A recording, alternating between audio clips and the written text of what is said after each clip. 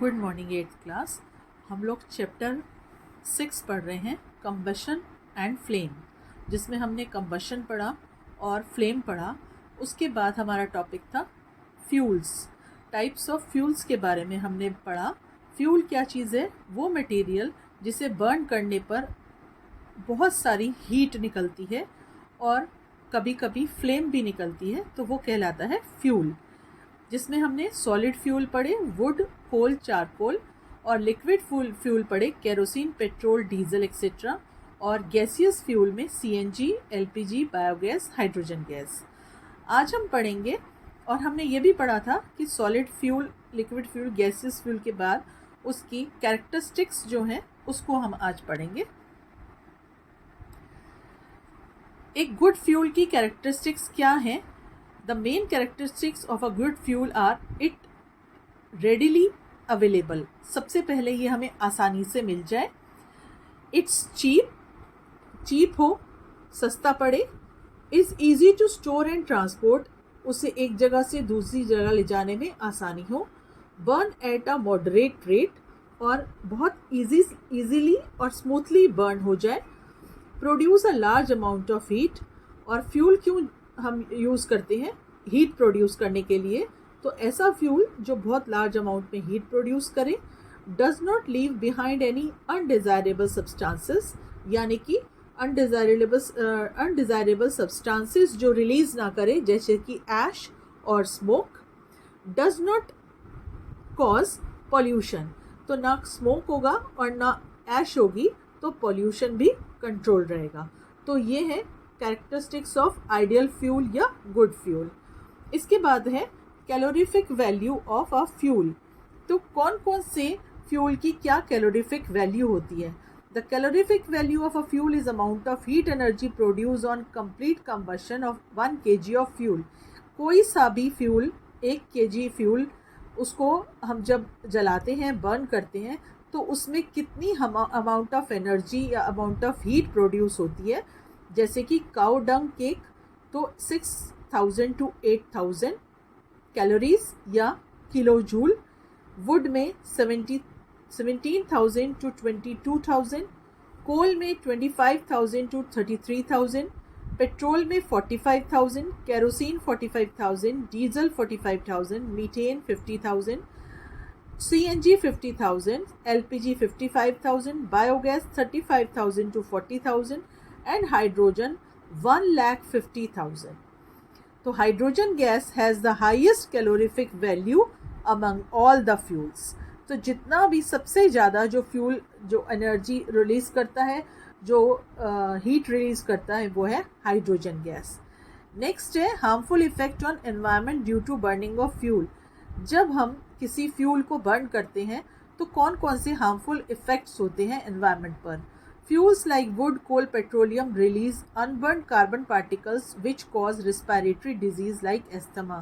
कुछ ऐसे फ्यूल होते हैं जिसमें कि कुछ जो है, जैसे हम वुड को, कोल को या पेट्रोलियम को जलाते हैं, तो वो कुछ अनबर्न्ड पार्टिकल्स रह जाते हैं, जिससे कि रेस्पिरेटरी डिजीज़ लाइक अस्थमा होने का खतरा रहता है। Incomplete combustion of fuel release carbon monoxide gas which is very poisonous gas which can cause death.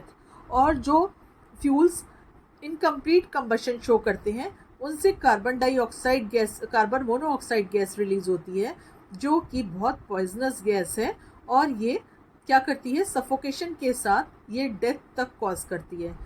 Burning of most fuel release carbon dioxide gas which causes rise in temperature of the atmosphere. This is called global warming.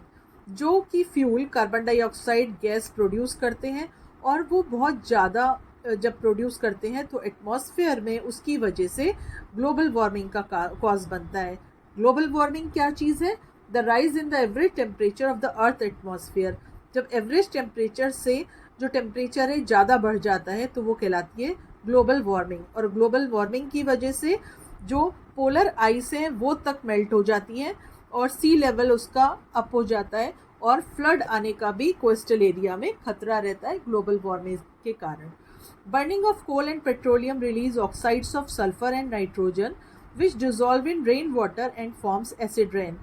जब coal और petroleum को burn किया जाता है तो कुछ जो oxides of sulphur और नाइट्रोजन होते हैं वो एटमॉस्फेयर में आ जाते हैं, और जब उसके बाद बारिश होती है तो वो oxides of sulphur rain water के साथ मिलके एसिड रेन रिलीज करते हैं। It is harmful for crops, soil and damage buildings.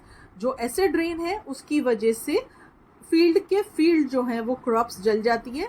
Even वहाँ पर काफ़ी टाइम तक, लंबे टाइम तक क्रॉप्स ग्रो भी नहीं करती हैं। सॉइल जो है वो ख़राब हो जाती है और बिल्डिंग्स भी डैमेज हो जाती हैं। तो ये था आपका chapter 6 combustion and flame.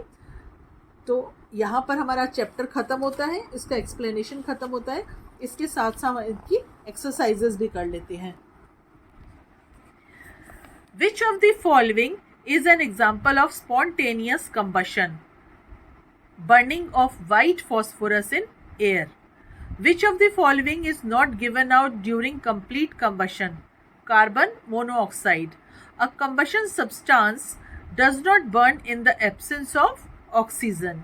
The color of the cooking gas flame is blue. Which of the following gases can lead to the death of a person? Carbon monoxide. Firefighting operation works on the principle of cutting off air supply to the burning substances and increasing the ignition temperature of the burning substances. तो इसके answer है both A and C. Sorry, lowering the ignition temperature of the burning substances and increasing the ignition temperature of the burning substances. Next आपका fill in the blanks. Global warming is the rise in average temperature of the Earth's atmosphere. The polluted rain containing sulfuric acid and nitric acid is called acid rain. Complete combustion of wax vapor takes place in middle zone of the candle flame. In foam type fire extinguisher, aluminium sulfate is added to the sodium bicarbonate solution to produce a form of carbon dioxide. CNG is a clean fuel. Ideal fuel has a high calorific value. तो यहाँ तक आपकी exercises और question answers आपको next class में PDF में मिल जाएंगे।